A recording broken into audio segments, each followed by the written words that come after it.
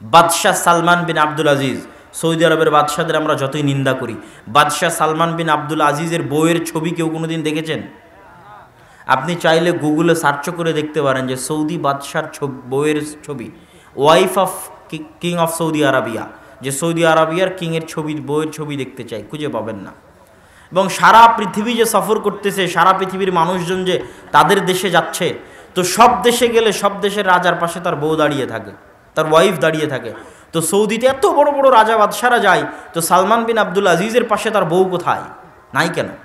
আচ্ছা, সালমান বিন আব্দুল আজিজ ধরলাম আগের জেনারেশনের, মোহাম্মদ বিন সালমান, যার ভুল ত্রুটি থাকতে পারে, আমি ওই রাজনৈতিক আলোচনায় যেতে চাচ্ছি না, আমি চাচ্ছি ইসলামী সমাজ ব্যবস্থা একটা মা এবং বোনের অবস্থানটা কোথায় সেটা ইন্ডিকেট করতে।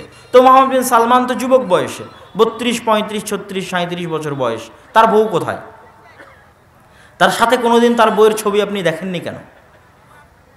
আজকের আধুনিক যুগে মানুষ প্রচুর পরিমাণে সার্চ করেছে যে তার বইয়ের ছবি কোথাও খুঁজে পাওয়া যায় কিনা, পায়নি।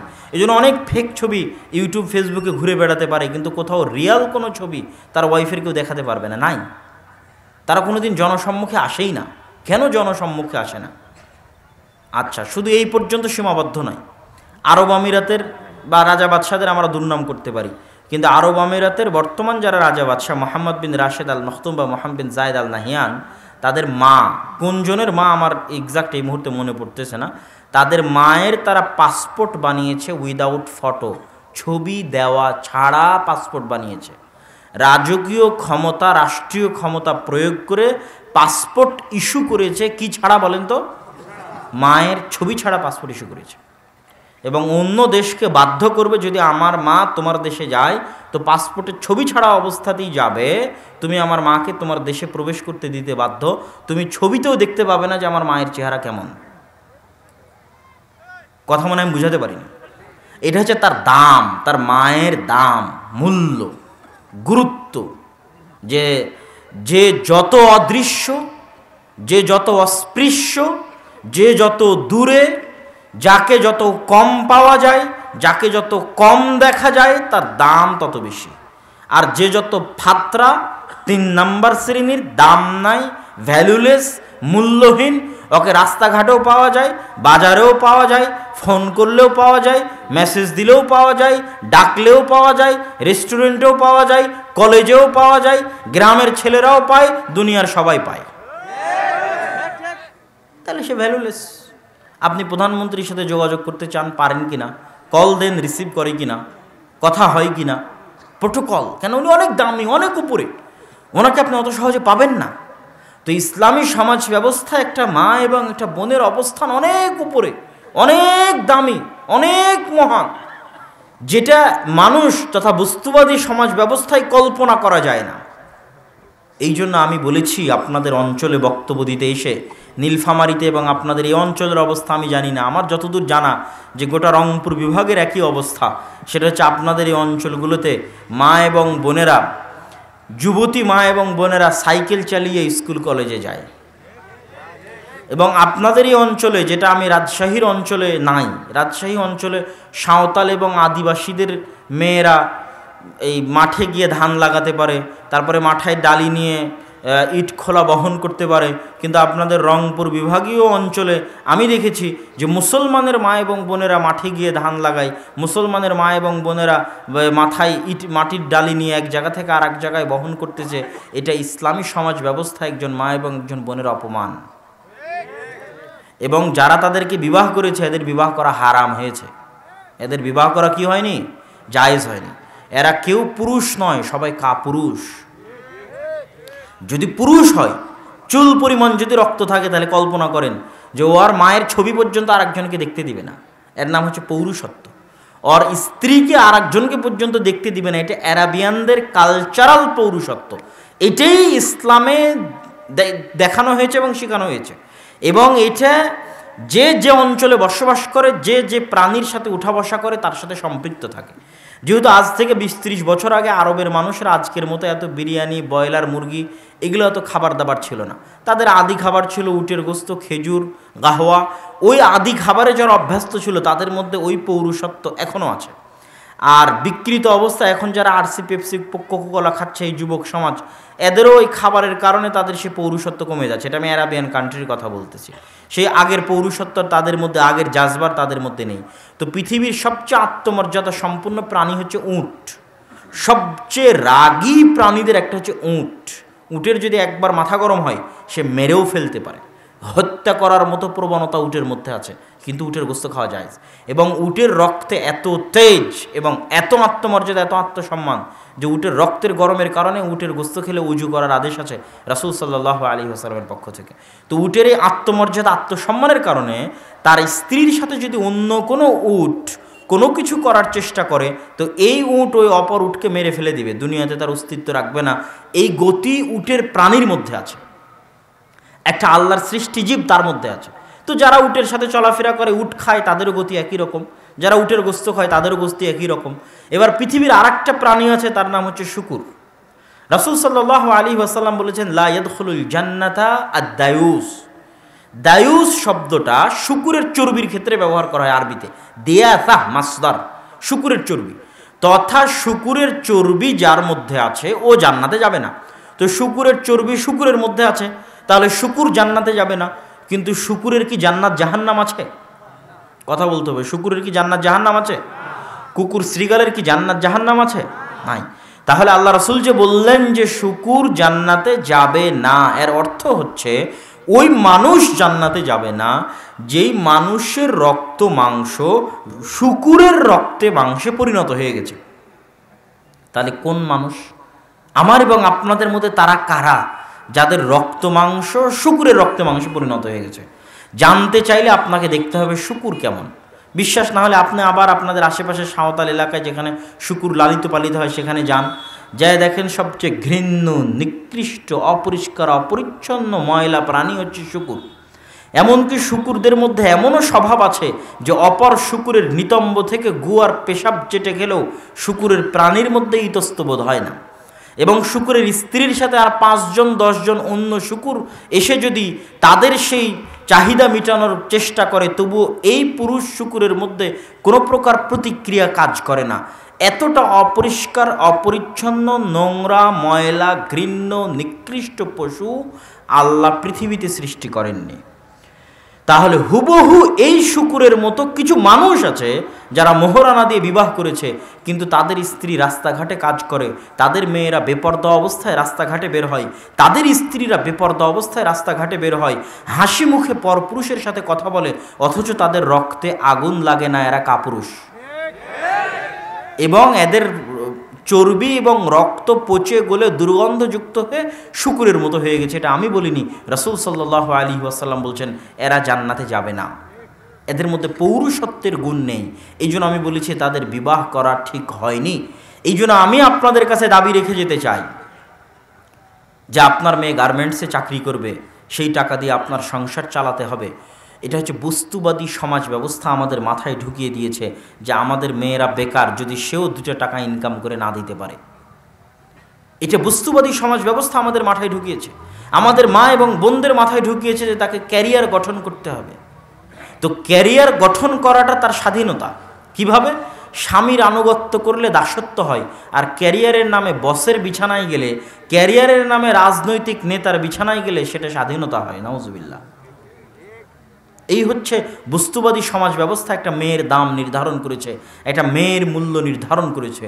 কিন্তু ইসলামী সমাজ ব্যবস্থায় মা এবং বোনদের অবস্থান এই জায়গায় নয় যে আপনি তার মূল্য নির্ধারণ হবে সে 2 টাকা ইনকাম করে দিতে পারলো কি না, তার উপর তার মূল্য নির্ধারণ হবে। এই সিস্টেম ইসলামী সমাজ ব্যবস্থায় চলে না। ইসলামী সমাজে যেটা বোঝানো হয়েছে, যেটা বলা হয়েছে, সেটা হচ্ছে আমাদের মা এবং বোনেরা যা শিখছে 9, 10, 11, 12, বিশ্ববিদ্যালয়, স্কুল, কলেজ, মাস্টার ডিগ্রি, ডাক্তারি, এমনকি যদি মেট্রো রেল চালানো শিখে, কেউ একজন মেট্রো রেল চালানো শিখেছে, তার নিউজ হয়েছে, কেউ যদি মঙ্গল গ্রহে যাওয়া শিখে, পারমাণবিক বম বানানো শিখে, তো আমাদের মা এবং বোনেরা যেখানে যা শিখছে তাদের ওই প্রত্যেক শিক্ষার চাইতে বেশি কঠিন শিক্ষা হচ্ছে গার্মেন্টসের সেলাই মেশিন চালানোর চাইতে বেশি কঠিন পিএইচডি ডিগ্রি অর্জনের চাইতে বেশি কঠিন, অনার্স মাস্টার্সের চাইতে বেশি কঠিন, একটা চাকরি করার চাইতে বেশি কঠিন, পারমাণবিক বম বানানোর চাইতে বেশি কঠিন, একটা মেয়ের ডাক্তার হওয়ার চাইতে বেশি কঠিন একটা ছোট্ট বাচ্চাকে সৎ মানুষ রূপে গড়ে তোলা। এটা অত সহজ কাজ নয়, এটা অনেক কঠিন কাজ। আর এই পুরো কঠিন কাজটা আল্লাহ একজন মা এবং বোনের দায়িত্বে দিয়েছেন। সুতরাং এটা তার আসল ক্যারিয়ার, এটা তার আসল দায়িত্ব, এটা তার আসল চাকরি।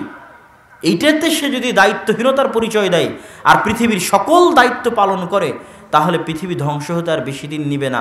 আপনি যদি মনে করেন যে মা এবং বোনদের চাকরি বাকরি করে টাকা ইনকাম করাই সমাজের উন্নয়ন, দেশের উন্নয়ন, নারীর ক্ষমতায়ন, নারীর সাক্ষরতার হার, নারীর চাকরির হার যদি মনে করেন যে দেশের উন্নয়নের মাত্রা নির্ধারণ করবে, তাহলে আজকে আমি আপনাকে একটা বাক্য বলে দিয়ে যাই যে সারা বাংলাদেশের সকল মা এবং বোন যদি, সকল মা এবং বোনকে যদি সরকারি চাকরি দিয়ে দেওয়া হয় এবং সরকারি চাকরি দিয়ে সবাই যদি টাকা পয়সা ইনকাম করে, তো ওই সকল মা এবং বোন এই গোটা দেশ এবং জাতির যা উপকার করতে পারবে, একজন আল্লাহওয়ালা, পরহেজগার, সতী, তাকওয়াবান, পর্দাশীলা মা যদি ঘরে বসে একটা সৎ সন্তান মানুষ করতে পারে, একটা সালাহুদ্দিন আইয়ুবি, একটা মোহাম্মদ বিন কাসেম, একটা তারিক বিন জিয়াদ, একটা ইমাম বুখারি, একটা ইখতিয়ারউদ্দিন মোহাম্মদ বিন বখতিয়ার খিলজি জাতিকে উপহার দিতে পারে, তাহলে সারা বাংলাদেশের সব মা এবং বোন রাস্তাঘাটে কাজ করে, চাকরি বাকরি করে, টাকা পয়সা ইনকাম করে দেশ ও জাতির যা উপকার করতে পারবে,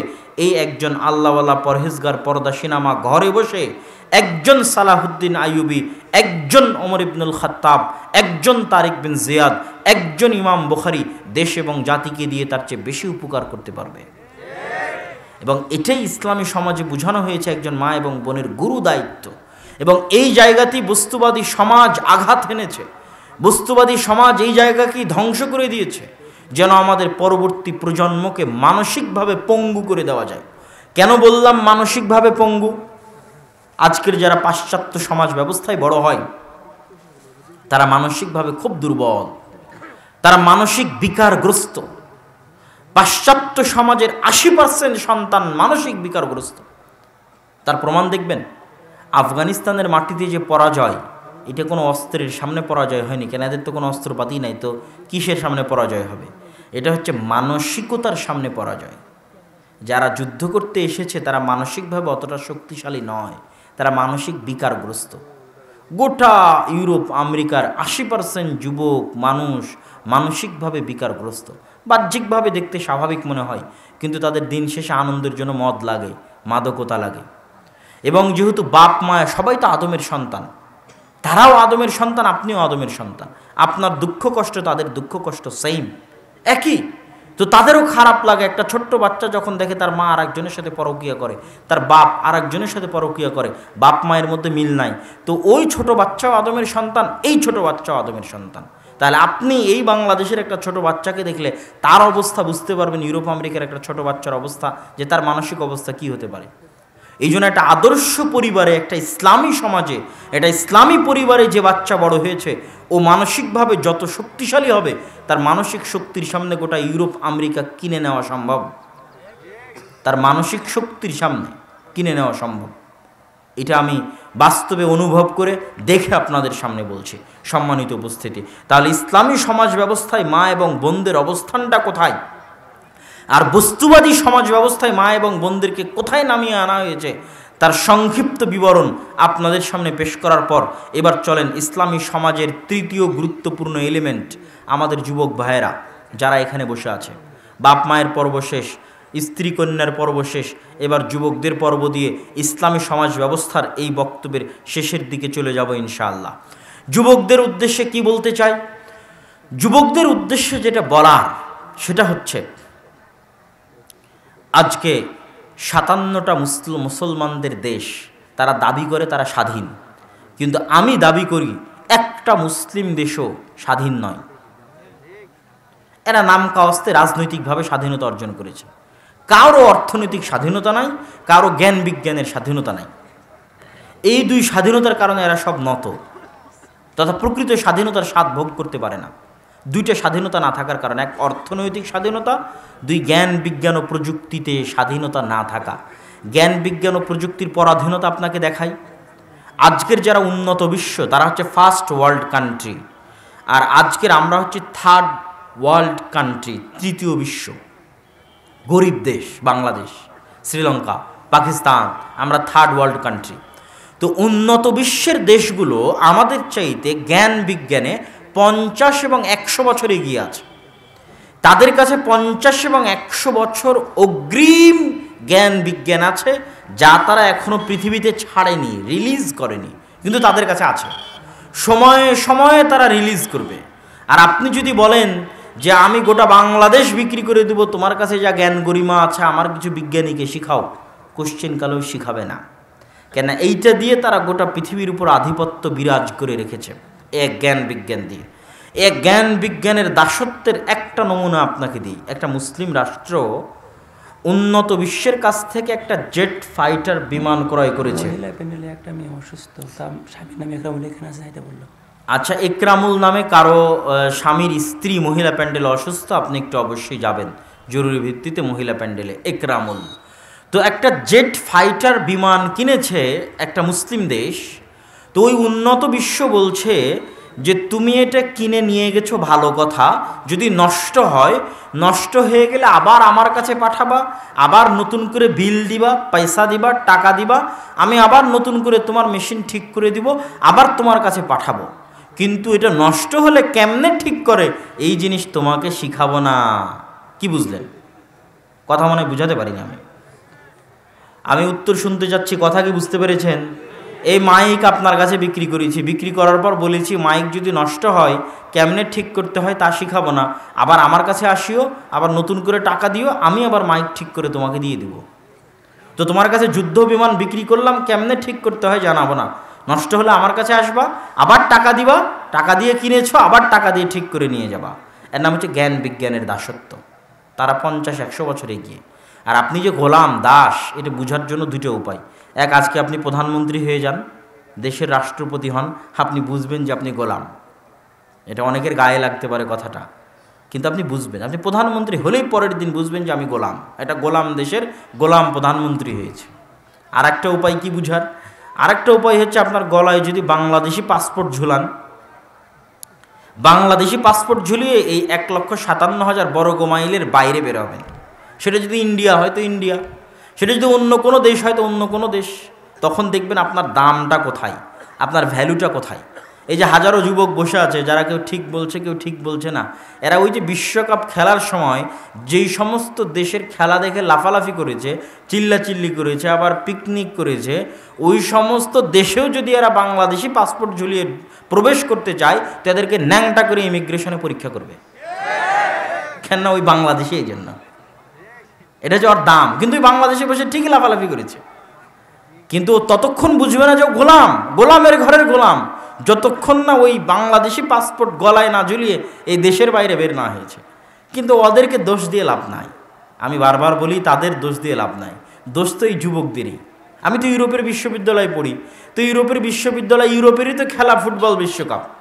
তো ফুটবল বিশ্বকাপের কোনো একটা দিন আপনাকে চ্যালেঞ্জ দিলাম, যুবক যারা তোমরা শিক্ষিত আছো, বিভিন্ন এলাকা থেকে আসছো, আজকে এখান থেকে ফিরে গিয়ে ইউটিউবে সার্চ দাও, গুগলে সার্চ দাও, যে কোনো একটা ম্যাচকে কেন্দ্র করে, আর্জেন্টিনা ব্রাজিলের কোনো একটা ম্যাচকে কেন্দ্র করে অক্সফোর্ড বিশ্ববিদ্যালয়ের কোনো একটা ব্যাচের ছাত্ররা কোনো একটা পিকনিক করেছে, কোনো এক জায়গায় একত্রিত হয়ে আনন্দ উৎসবের সাথে আর্জেন্টিনা এবং ব্রাজিলের খেলা দেখেছে। অক্সফোর্ড, ক্যামব্রিজ, হার্ভার্ড, ইউরোপ আমেরিকার কোনো একটা বিশ্ববিদ্যালয়ের কোনো একটা ব্যাচের স্টুডেন্টস একত্রিত হয়ে আনন্দ উল্লাসের সাথে খেলা দেখেছে, এবং একত্রিত হয়ে কোনো এক দলের জয় পরাজয়ের কারণে টাকা পয়সা একত্রিত করে পিকনিক করেছে। এরকম একটা নিউজ আমাকে এনে দেখাও। আর তোমাদের যেই বিশ্ববিদ্যালয় সারা বিশ্বে র্যাঙ্কিংয়ে 1,000-1,500 বিশ্ববিদ্যালয়ের মধ্যে চান্স পায় না, এই বিশ্ববিদ্যালয়ের ছাত্ররা যারা ভবিষ্যতের বিসিএস ডিগ্রি, বিসিএস ক্যাডার হয়ে এরা পুলিশ হবে, আর্মি হবে, র্যাব হবে, এরাই জাতির মেধাবী জাতির A+, গোল্ডেন A+গুলো এখানে জমা হয়েছে। এরা ঘন্টার পর ঘন্টা বড় স্ক্রিনের সামনে দাঁড়িয়ে একসাথে একত্রিত হয়ে আনন্দ উল্লাস করে খেলা দেখে, ড্যান্স করে, আবার কোনো একটা দলের জেতার জন্য পিকনিক করে। এরা যদি গোলামি যদি এদের ভাগ্যে না থাকে তো কাদের ভাগ্যে থাকবে?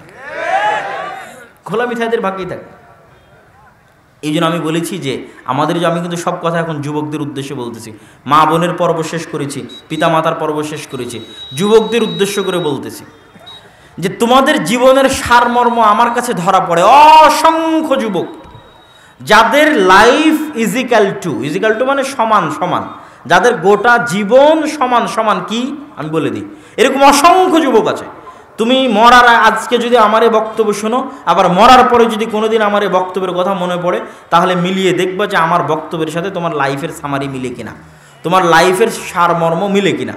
আর না হলে চোখের সামনে যাদেরকে দেখতে পাচ্ছ তাদেরকে দেখে আমার বক্তব্য মিলাও যে লাইফের সামারি মিলে কিনা। আমাদের যুবকদের জীবনের সারমর্ম হচ্ছে এদের জন্ম হবে, জন্ম হওয়ার পর এরা কি করবে, ছোট বয়সে একটু খেলাধুলা করলো ঠিক আছে, বুদ্ধি হওয়ার পর একটা মোবাইল হাতে পাবে, video games, free fire, PUBG, video গেমসের পরের পর্বে আসবে হচ্ছে Facebook, YouTube, Twitter, Instagram, TikTok, reels, যেগুলোর মধ্যে ঘন্টার পর ঘন্টার সময় দিবে। তারপরে আসবে অনলাইন বেটিং। আজকে জুয়া খেলার জন্য এক জায়গায় বসে জুয়া খেলা লাগে না, অনলাইনের মধ্যে আমাদের যুবকেরা জুয়া খেলে, অনলাইনেই জুয়া খেলে। প্রতিটা বলে বলে ছক্কা হবে না, বলে বলে ফোর হবে না, আউট হবে, তারপরে গোল কয়টা হবে, কে জিতবে, তারপর অনলাইনেই শত শত যুবক জুয়া খেলে। তারপরে খেলার মধ্যে ঢুকে গেল বিপিএল, আইপিএল, ক্রিকেট বিশ্বকাপ, ফুটবল বিশ্বকাপ, এগুলোর মধ্যে ব্যস্ত হয়ে গেল। এইভাবে জীবনের একটা পর্যায়ে পার হয়ে গেল। এর মধ্যে এদের কাজ শুধু কোনো মতে পেশাব পায়খানা করা আর ঘুমানো। কথা বুঝতে পারেননি?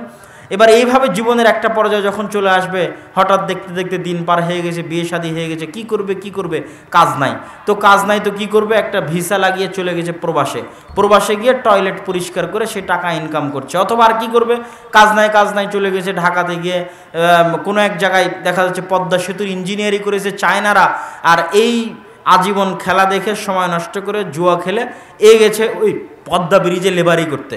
তো লেবারি করতে করতে কখন পাইলের মধ্যে পড়ে গেছে, তো পাইলের মধ্যে ওর বডি রেখেই ঢালাই চালিয়ে দিয়েছে। এটা হলো ওর দাম, লাইফের সামারি।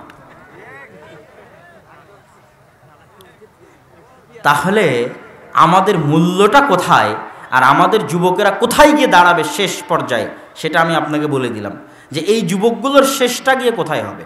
হয় প্রবাসী গিয়ে লেবারি খাটবে, তাহলে আমি বলতাম যে প্রবাস আমাদের দেশের উন্নয়নের মাপকাঠি। চিল্লায় যে দেশ নাকি উন্নত হয়ে গেছে, আমার মাথার মধ্যে ধরে না।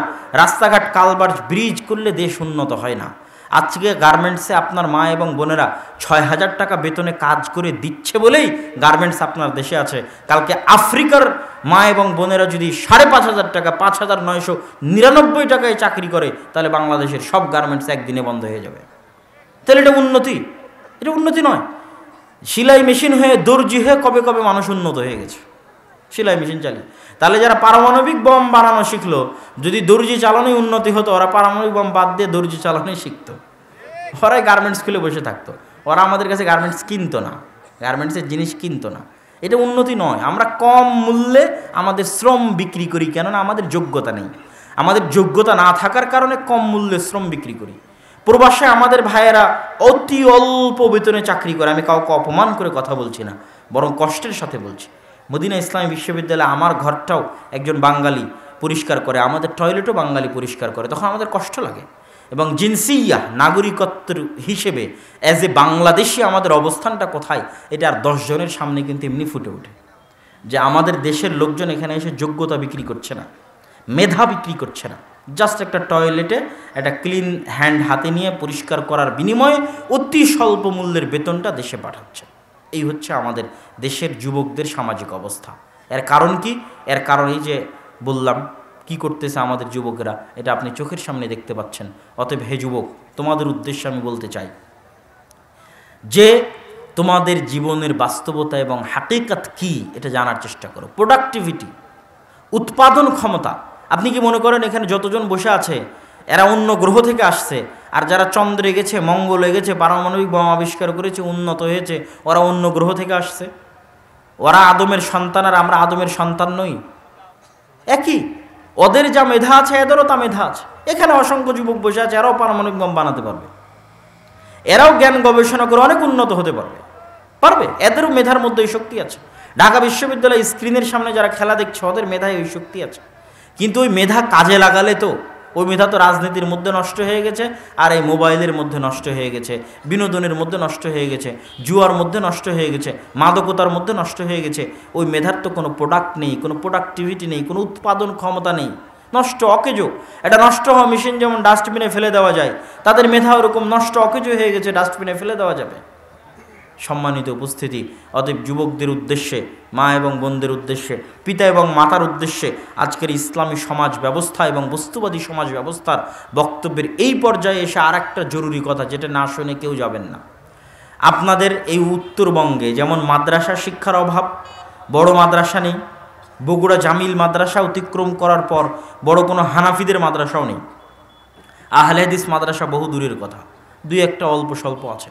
তার পাশাপাশি আর একটা বড় সমস্যা হচ্ছে, যে দুই একটা মক্তব চলতো, এই মক্তবগুলো বিভিন্ন কারণে গোটা রংপুর বিভাগে বন্ধ হয়ে গেছে, নাই। এবং এই মক্তবগুলো উঠে যাওয়ার কারণে ব্রাক স্কুল, তারপরে প্রশিকায়, তারপরে হচ্ছে এই কাদিয়ানি, তারপরে হচ্ছে খ্রিস্টান মিশনারি, এদের পাল্লায় পড়ে যায়। দেখেন কুড়িগ্রামের চরে, লালমনিরহাটের চরে, পঞ্চগড়ে অসংখ্য কাদিয়ানি, অসংখ্য মুসলমান খ্রিস্টান হয়ে গেছে। কেন? এগুলো একটা মসজিদে মক্তব চলে না, কেউ কোরআন জানে না। সর্বনিম্ন শিক্ষা অন্তত কোরআনটা তো জানতে হবে। সর্বনিম্ন মুসলমান বলে দাবি করতে হলে অন্তত কি জানতে হবে? কোরআন জানতে হবে। তো একে তো মাদ্রাসা নাই, দ্বিতীয়ত স্কুলের ছেলে পেলে কোথায় কোরআন শিখবে? মসজিদে মক্তব নাই। তাহলে ব্রাক যদি সারা বাংলাদেশে 25 থেকে 30 হাজার স্কুল চালায়, এদের নিজস্ব কোনো জমি নাই, ভাঙ্গা বেড়া ভাঙ্গা টিন অন্যের জমি ভাড়া করে নিয়ে চালায়। তাহলে আপনাদের মসজিদে টাইলস আছে, সবই আছে, ফ্যান আছে, লাইট আছে, বিল্ডিং আছে, ছাদ ঢালাই আছে, মসজিদে মক্তব নাই কেন? কোরআন শিক্ষার ব্যবস্থা নাই কেন?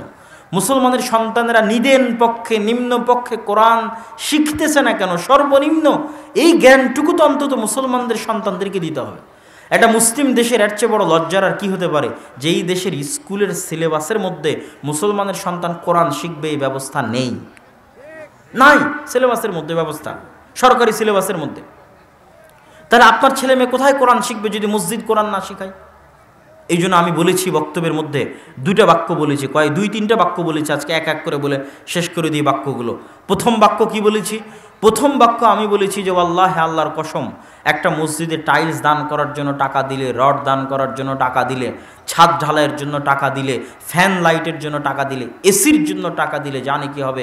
একটা ভাঙ্গা বেড়া ভাঙ্গা টিনের মসজিদে কোরআনের একটা অক্ষর আলিফ শিখানোর জন্য দান করলে তার চেয়ে বেশি নেকি হবে ইনশাআল্লাহ, তার চেয়ে বেশি নেকি হবে। দুই, কি বলেছি আমি? এটা বলেছি যেই মসজিদ কমিটি মক্তব চালাতে পারে না, ওই মসজিদ কমিটিকে 24 ঘন্টার মধ্যে পদত্যাগ করতে হবে, মক্তব চালাতেই হবে। তিন, কি বলেছি?